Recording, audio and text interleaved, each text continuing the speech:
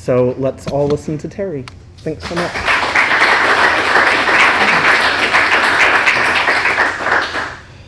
Thanks, Troy. My name's Terry, and I am an alcoholic. Okay, so I did the 20-minute version of this a few weeks ago, so we'll see how this goes. Let me get my glasses on. And I'll start with I'll get to the how it was stuff. But the thing I want to point out that I've come to a point in my sharing my story that I talk about that psychic change that occurs that Dr. Silkworth talked about in the doctor's opinion, and so it took me a while to really understand that this is a spiritual program, not religious, and so after I came back for the last time, for hopefully the last time in July 23rd, 2009, and things were different at that point. I was really ready, and so anyway, long story short, I was listening. I'll cover all this, but as a part of my coming back, I was listening to some CDs, and I realized that there were old recordings of original AAs out there, many years old, and I was listening to Bill Wilson tell his story, one version of his story, and he got to a point where he was talking about his experience in Towns Hospital, where he had the light and the wind and the mountain and the breeze and all that kind of stuff, and he came to a point where I've done a lot of reading about Bill and in the history books and stuff, and I've never seen him put this expression in writing, but he said it every time that I heard him when he was telling his story. And he said he got to this point because he had a religious upbringing himself, and he kind of moved away from all that. But he talked about. He said, "I'm going to use a word that's controversial. Some people have a negative, reaction to this word." He said he almost apologized for using this word, and he talked about that experience in Towns Hospital as being his spiritual, not religious, but his spiritual conversion. And that shocked me that he used that word. But at that point, I grew up in one of those religious households, and it really affected me. So I went out and looked up, Googled the word conversion, and I found a whole bunch of stuff. But there's one that actually I've heard that this definition is used in treatment centers, and it goes like this. And I'll put spiritual experience as opposed to conversion. So, spiritual experience is the adoption of new beliefs that differ from the previous beliefs. It involves a new identity or a change from one identity to another. It requires the internalization of a new belief system. It implies a new reference point for one's self-identity and the sincere avowal of the new belief system. But it may also present itself in other ways, such as adoption into a new identity group, AA, or spiritual lineage. And it struck me that nowhere in that definition does it mention God. It just talks about a shift in belief systems, and that worked for me. And it became a pivotal point in when I came back in 2009. So anyway, let's go back to the beginning. I'm a Dallas native. I was born in 1950. I just celebrated a birthday, which makes me 71 years old. And I say that to brag that I'm still here, yeah. And I'm pretty active. I'm a pretty active guy, And but when I was born, if you can imagine, back in my day, I'm going to do a little of that. If you can imagine, the day that I was born, there were no freeways in Dallas, Texas. Freeways did not yet exist. And so growing up in Pleasant Grove, where I grew up, was kind of like living in a small town, because it was just too much trouble to go across town. All you had were secondary streets and lights and signals and traffic. So you stayed pretty much in your neighborhood. So growing up in the 50s, especially in Pleasant Grove, was kind of like small town America. I mean, when I was growing up, I came from one of those religious households that everybody's heard about. Anytime the church doors were open, my family was there. Sometimes we, unlocked them to, do choir practice or something. If I quite literally went from the nursery at the hospital to the nursery at church, and but I had a good life growing up in that time. But in that day, when I was a little kid, we didn't ask if you went to church. Those heathens, there were some heathens out there that didn't go to church, but we just asked, which church do you go to? That was the culture.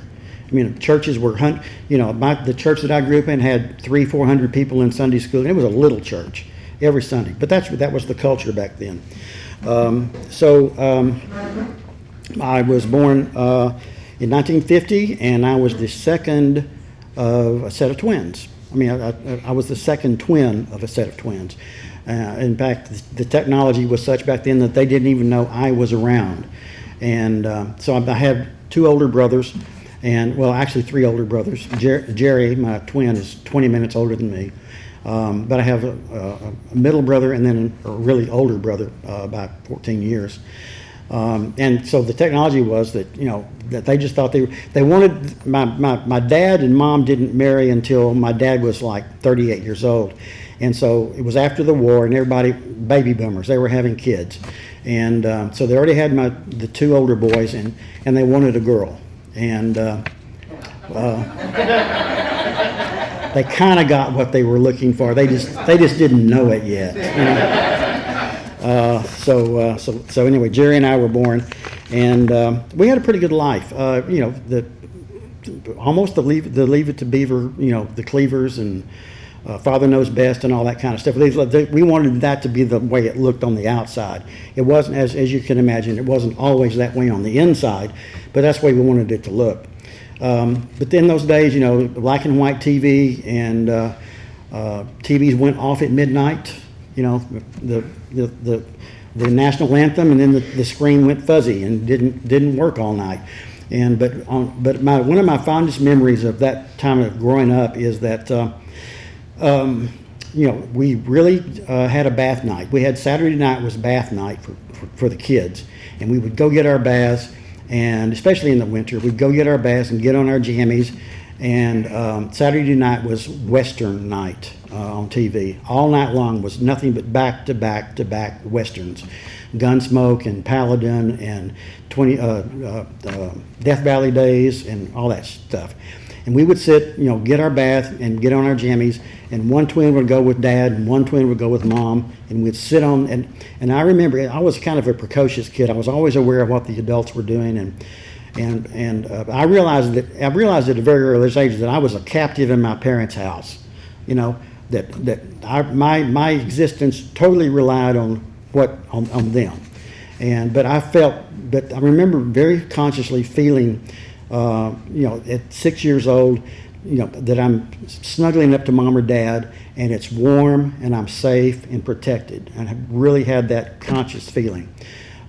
So anyway, so life goes on, go into school, and like a lot of people that I've heard in stories, Jerry and I were born in August, started school in September, so we were the youngest in the class, and we were the smallest kids in class, so we always felt left out. But I didn't feel necessarily negative about that. It's just that's just the way it was. You just accept that you're kind of a nerd and kind of the kid the last kid to get picked for teams. When the big guys get all picked, and then they're going, okay, I'll take Terry. Okay, and Terry knew. Terry played right field baseball because no balls were ever hit, or the least number of balls were hit to right field, because I was not going to catch that ball. I knew it. I was confident that I wasn't going to catch, and I didn't. So anyhow, and things rocked along, and having been gone from the hospital to the church, and being rather alert, kind of a bright kid.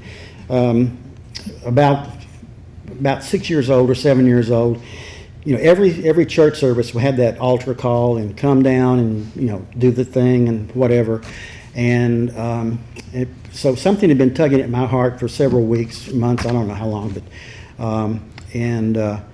one night, for whatever reason, the pastor did this thing that he always does, and frightened to death, scared to death. I mean, but something was pulling at my heart, and I was sitting on the aisle at the church, and one night, in spite of the fear, I got the courage to just step out and do what he'd been talking about all these years, because I've been hearing this message for 6 years, 7 years, and so I did it. And but the thing that I want to point out there is not about the religion, but the act of walking through that fear and getting the courage to just put one foot in front of another.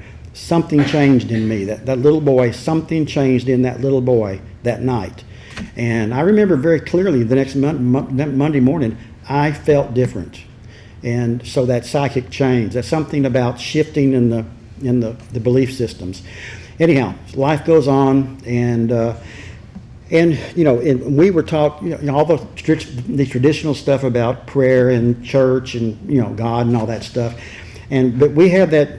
And I don't know if it was ever overtly taught, but what I heard was, if you pray hard enough for the stuff that you want, you will get it. That's what I heard. Might not have been what they said, but that's what I heard. And so I was about 9 years old, and my mom got sick, and my parents, my dad, and those around us kept saying, "Well, when mom gets better, we're going to do this. We're going to do this. Just pray. Let's just pray for mom to get better." Well, mom didn't get better. It took a long time for her to get diagnosed, but when she was diagnosed with brain cancer, she lived about 6 weeks. And so I learned a lesson there, and that's planted the seed of doubt in my mind about this church thing. As a small child, as a 9-year-old, and they chose not to. They knew she was terminal, and this is just the culture of the 50s and 60s. They chose not to share the fact that she was going to die. They knew it, and so one morning, the pastor shows up at our school, and Jerry and my brother and I are called down to the office, and we go, "Oh, this is not good," And they broke the news to us, but it put a chink in that armor of that maybe they're not right about everything they're telling us, And of course, we did all that, and then growing up, the rest of junior high and high school was all pretty normal. Still feeling kind of left out and all that kind of stuff, but that's just the way it was. It's just a matter of fact. And graduated, and I didn't. There was no alcohol in our house. There was alcoholism in my family, and I firmly believe that there's some sort of link there somewhere. I had an aunt who was considered the family drunk, and I think later in life, I never was sure of it, but I think she was a member of AA, because she got sober and stayed sober. She got sober at middle age and stayed sober the rest of her life. And then there was the fact that my grandmother, my dad's mom, was one of these Victorian, I mean literally Victorian type woman. She believed in the 50s and 60s, she believed that women shouldn't drive, women wore dresses, women didn't vote. I mean, it's like, really? But yet she was not living with her husband. Her husband had died, but they had separated years before he passed away. And the only thing I can think of that would cause, and there was never any mention of my grandfather, her husband. Never. I've never seen a picture of him. If you bring him up and say, "What about granddad?" The subject was changed immediately, and we went on, and it was ignored. So I suspect probably there was some alcoholism there. I don't know. But the behavior he supposedly stepped on a nail. He was a construction guy, stepped on a nail, went up and, injured his foot. And he's going to doctor it himself. That sounds like a good old alcoholic to me, But I don't know that. But anyhow. So I grow up. High school is pretty normal. And there's no alcohol in my house that I know of. Me and my brothers were having dinner. I have dinner with those two older brothers once a month these days. And we were talking about the fact that they both knew that my dad hid alcohol in the garage on a shelf, and I never knew that. I'm going like, well, there you go. There's the image there, you know. Anyway, so no alcohol in the house. Never saw anybody drink, and so I get up and I start college, and going to UTA out in Arlington, and so one morning my professor comes in, instructor comes in, and she says, "Well, I had an interesting weekend this weekend. By this time I was 21. I had just turned 21." And never had a drink of hard liquor. I'd had one beer. I thought it was horrible. And she walks in. She says, "Some friends of mine took me to a gay bar over in Dallas." I'm going, "Oh yeah, okay." I got out my pen and paper and I'm ready to take notes. And the Strip didn't exist back then. They were all scattered all over this part of town, but they weren't lined up like they are now. And she told me about this club called the Bayou Club, and it's how they had a great time and blah blah blah. And so I'm writing down Bayou Club, and so when I got out of the class, I went to the phone book. There was such a thing as a phone book, and looked up the Bayou Club, and sure enough, there it was on Rollins Street at Oak Lawn. And I think, okay, I'm gonna check out this place. Scared to death, but I had never done anything in the gay world at all, except what little boys do, you know, checking each other out. But I was ready, and so I went over and drove over to the Bayou Club, and it was this big, colonial mansion house with white pillars and the white paint and all that. It's been torn down long ago. And I just parked out front, and I'm stalking the Bayou Club. And I'm sitting out there like 10 o'clock at night. Who knew that nothing started till 11? But anyway, but I'm sitting out there, and I'm watching these guys come in, these young 20-something guys. I'm going, he's gay, and he's gay, and he's gay. I'm going, wow, okay, these are my people. And I did that for a week or two in a row. And then one night, again, I'm scared as I can be. All this Southern Baptist stuff was coming back in my head, and I'm going, I'm going to be struck dead. But I get out of my car and close the door, and I start walking. And so in spite of the fear, one more time, I put one foot in front of the other and did what I had to do. I had to do this. So I went inside. I walked straight up to the bar. And this became a pattern. I walked from the front door to the bar and ordered a drink. And all I knew to order was a Tom Collins. I don't even know what's in that. But that was my first sip of what you would call hard liquor. And I turned around, and it was a very small space. And so the lights went down, and the mirror ball started, and the music started playing. And guys flocked onto the dance floor and started slow dancing with each other. And they were playing a song that I will never in my life forget. It was an old 50s song, Hold Me, Thrill Me, or Kiss Me, Hold Me, Thrill Me. And they were out there twirling on that floor, and I'm going, I have found heaven. This is heaven.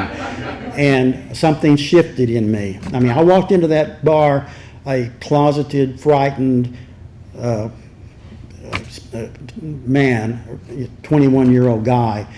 And so I had my first drink that night, and I went there to do one thing, and that thing happened. And so I had a spiritual experience that night. But the point that I want to make about even saying that is that my identity changed that night for the rest of my life. And I went from never having had a drink to, and as fate would have it, I had been laid off from a pretty good job out in an aerospace company out in Grand Prairie. And so I had an income, and I wasn't working. So guess where I spent nearly every night for quite a long time till that money ran out. So I went from nothing, I went from 0 to 60, 90, whatever. And but I use that as to say that shift in thinking happened. My beliefs were, I had found my tribe. And I drank like most of the rest of the community did, I think, for about 20 years. But because most of my drinking at that time, I didn't do anything. I didn't drink at home. I didn't drink alone. I didn't drink in the morning. I drank in the bars and I drank at parties. But there was always a balancing act to get just tipsy enough to do what I was there to do, to be success or not. And many times there was no success, and I would go home, and so even in my 20s and 30s, there were times when I would go home and have the bed spins. Has anybody ever had bed spins, where the room is turning and you can't stop it? And the best way to stop it is to put a foot on the floor. And but the thought occurred to me even back then that this might get to be a problem, and so I had a couple of partners along the way, and between the two of them in like the mid '80s, I had a lot of situational anxiety happening. Potential loss of a job. I was with AT&T, and they were laying off people, and I had a car wreck, and me and my partner were splitting up, and all this situational stuff, and I started self-medicating with a single glass of wine before bed. And I remember and of course that went from one glass to two, and I remember very consciously being very concerned that having the second glass of wine at bedtime, how was that going to affect me at work tomorrow? Yeah, seriously, I'm like, well, that didn't last, obviously. And so it went from, and the progression, 2 glasses, a glass of wine with dinner, a glass of wine when you come home from work, and over the years that just progressed. By the time I'm with partner number 2, and somewhere in the 90s, in my 40s, I began crossing that invisible line. There's a story in the back of the book where it talks about the pickle, the cucumber. A cucumber, once it changes to a pickle, it can't go back to being a cucumber anymore. And I started experiencing that. I'd be out in the yard, and this was toward the end. I came into AA the first time in 2002, and about that time it was getting really serious. That like when the 9/11 happened, I went home and got drunk. That's how the way I coped with the office shut down, and I went home and got wasted. But by 2002. It was to the point that my partner, who had grown up, both of my partners, by the way, had grown up in intensely dysfunctional alcoholic homes where both parents were just a mess. And my picker is definitely broken. So, because I picked exactly duplicate personalities both times.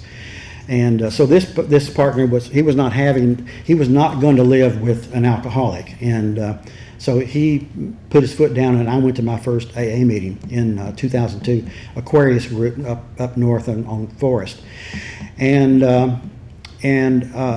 like a lot of newcomers, I was a stereotypical newcomer. I wasn't sure I was supposed to be there, but I knew I had a problem. I wasn't like these people, I don't think. So I was listening for the differences, and that. So I'm an astute guy. I'm pretty smart. I quickly figured out that they did know what they were talking about, and they had come from where they said they had come, and there was 2 guys there. There was 2 guys, Jerry and Milton. And both of them, one of them had 15 years, one had 20-something years, but they were at every 6 o'clock meeting, every single night.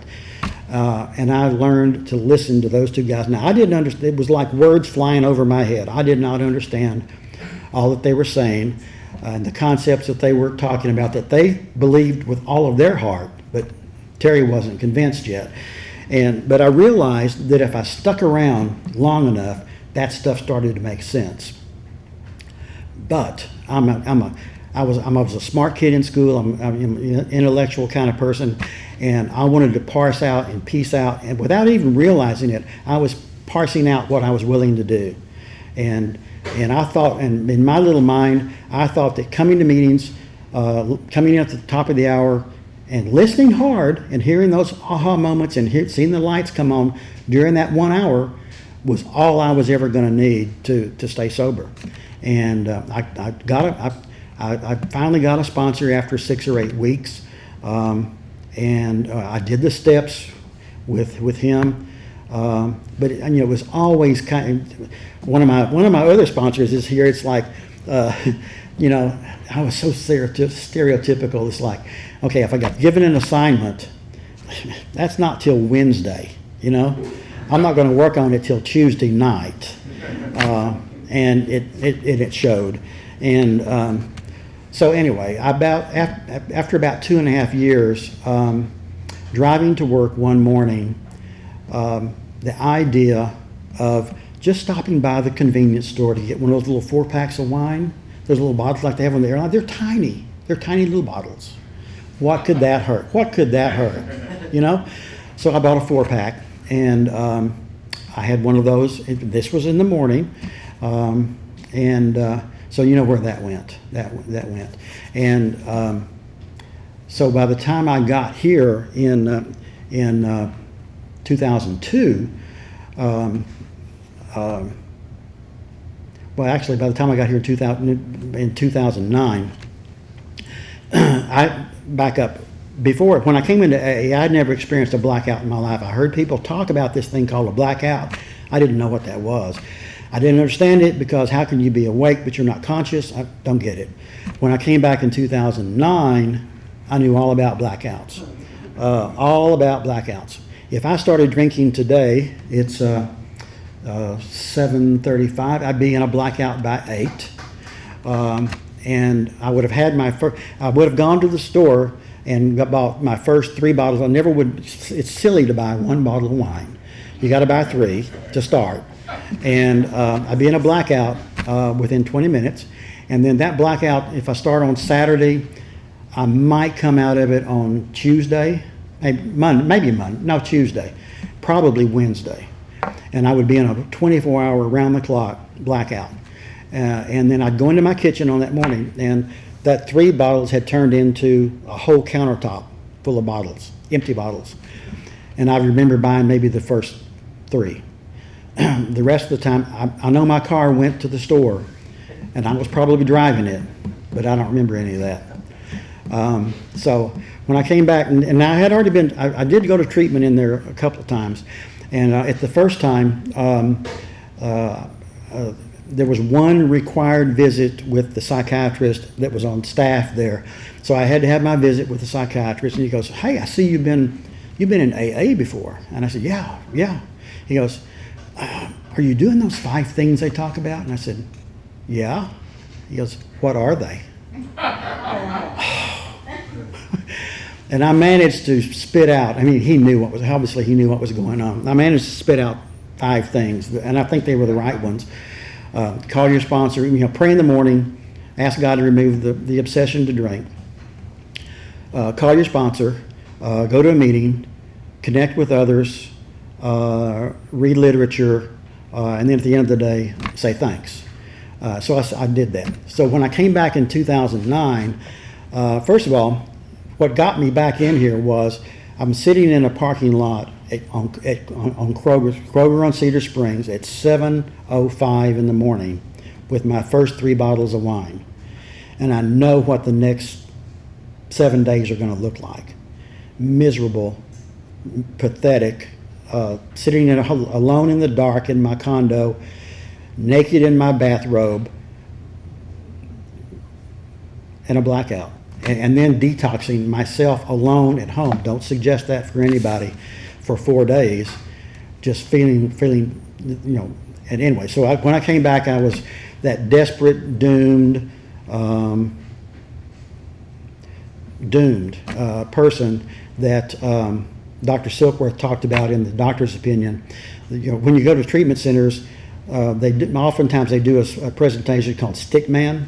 And it's about that cycle of addiction, and unless something breaks that, you're doomed to go back and repeat it.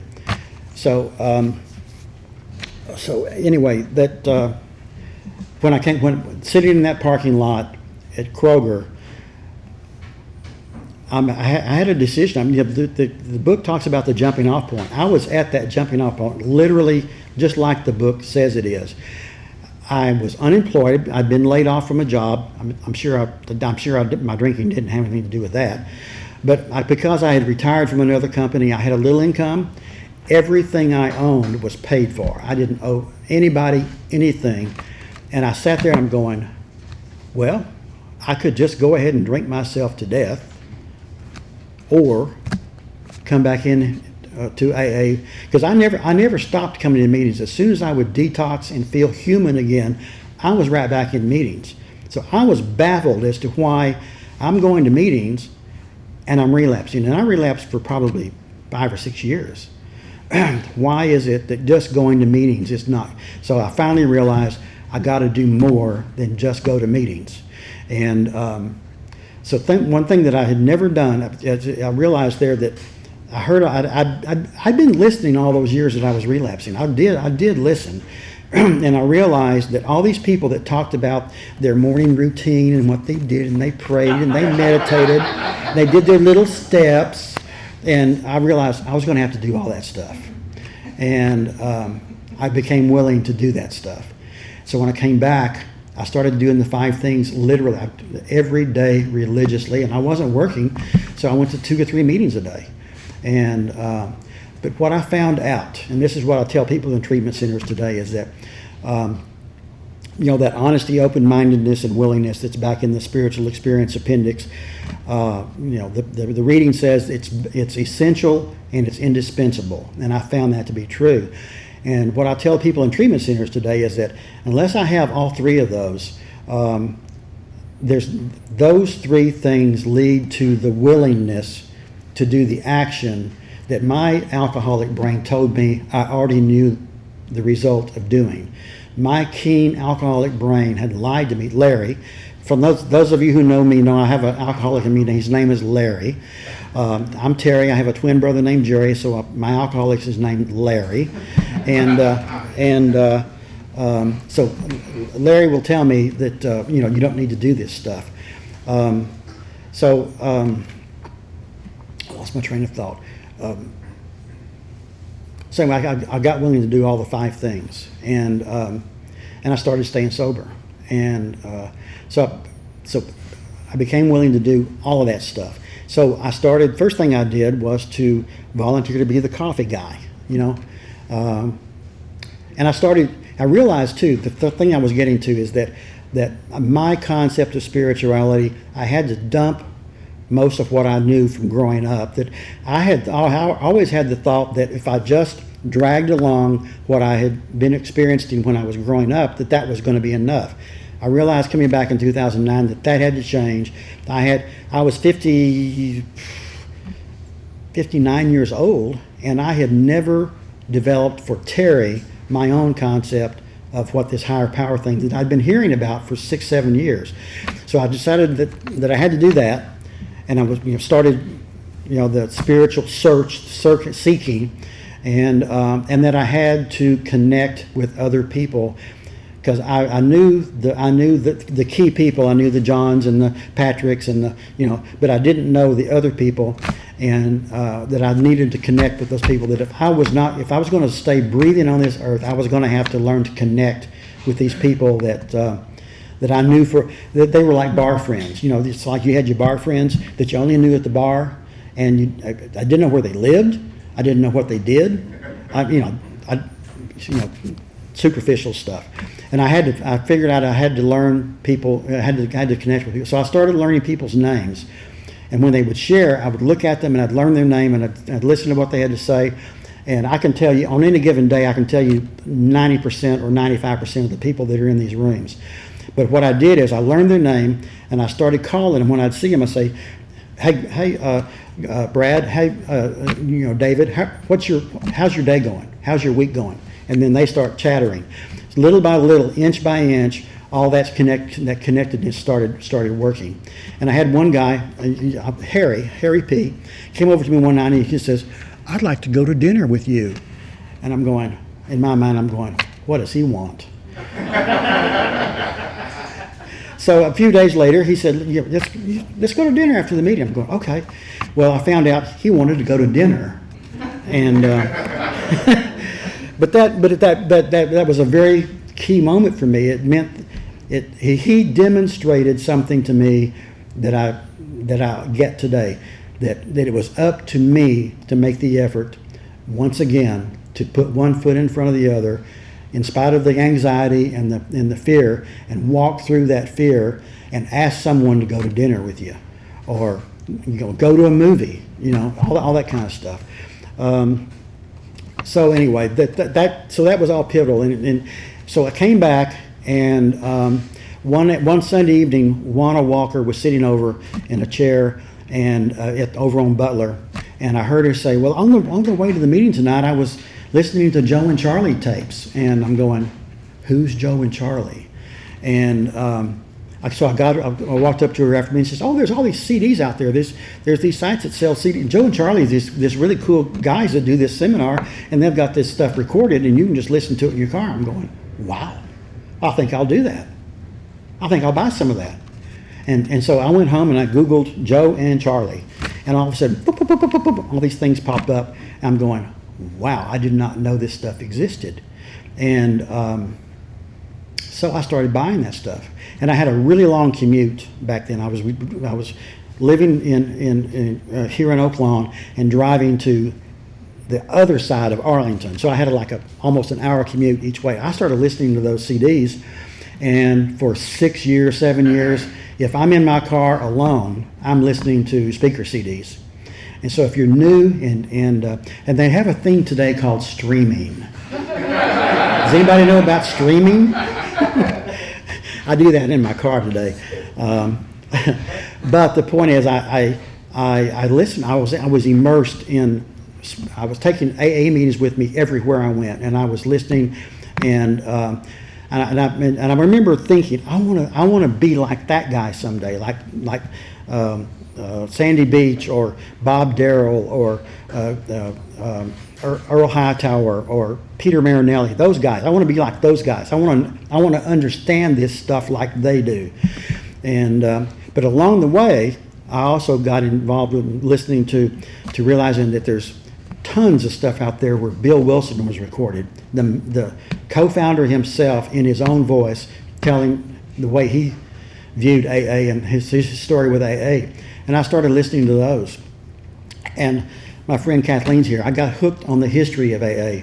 And in all those recordings, these guys that have been around 20, 25 years, they would make reference to other things along their sobriety. And it was like the social networking thing. They'd mention Harry Tebow, or they'd mention Ernie Kurtz, or they'd mention Carl Jung. And so I'm off, and I'm writing all this stuff down, and now I'm out doing research on those guys. And that added to my sobriety. And some of those people, most of those people are non-AA people, but they influenced AA tremendously. And there's all this serendipity that goes on, that went on with the formation of AA, and I've gotten to be a real geek about. I'm a geek, and I got to be a geek about AA history. And when I'm going to name some names that you may not recognize, but that's okay. When Roland Hazard, he was a wealthy businessman in New England, and he was a drunk, but he was wealthy beyond means, and he had exhausted all the well-known psychiatrists in the United States. So he reached out to Europe and I'm going to go find the guys in Europe, the big guys, the icons of psychiatry at that time in the 30s. He reached out to Sigmund Freud, Alfred Adler, and Carl Jung. And now serendipity comes in here. Freud and Adler were avowed atheists. And then one of them didn't respond, and one of them had some issues, health issues, and they couldn't take him. But Carl Jung could. And Carl Jung was not religious. He'd grown up in a religious household, but he was intensely spiritual. And that's who he hooked up with. And he spent a whole year. It's like being in treatment for a whole year. He spent a whole year with Carl Jung. And when he came back, when he left, he was drunk before he got back to New York. So he went back to Carl Jung and said, am I doomed? What's the deal here? What else? And so anyway, the story is that, he came back and got involved with the Oxford group. But it just points out that, this spiritual thing was way before even AA took shape. And and with Ernie Kurtz, there's a recording out there that I pass on to every sponsee that I have. It's about Ernie Kurtz. It's a long story short, we're running out of time. It was a guy that studied AA, the spirituality of AA, and there was a recording of him made back in the 70s. But by listening to that, it helped me form my now current understanding of my concept of spirituality. Harry Tiebout was a guy that studied us, psychiatrist. He was the psychiatrist for Marty Mann. Most people consider her the first woman. There's a whole discussion about that. No need to get into that. But she was a hardcore, down in the gutter drunk, and he gave. Tiebout had been given one of the original manuscripts to review for Bill. He gave it to Marty Mann, and she got sober, and she became one of the icons in AA as well. So all this stuff, all this connectedness with speaker CDs and learning all these other people really have helped form me in my understanding of how this program works and the depth of this program. So as you can imagine, I love AA.